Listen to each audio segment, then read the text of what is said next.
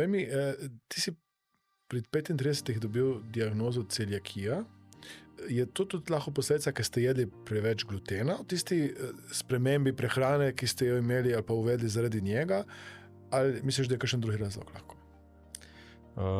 V bistvu je ta celiakija pa tudi intoleranca na gluten nekako tudi gensko pogojena.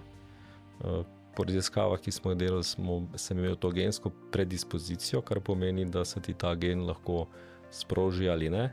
Seveda, glede pač na določene šoke, ki so bili v življenju, sem ga očitno sprožil in se je očitno, rekel, tudi ta zadeva, kar rezultirala potem verjetno tudi pri meni. Ne.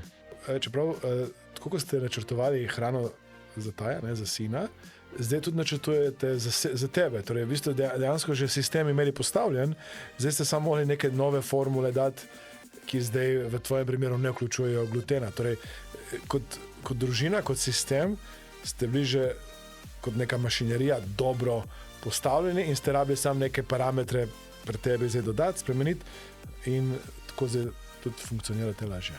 Ja, rekel, ta sistem je že žena dobro upeljala, da smo takrat stali za dieto ob strani Taju.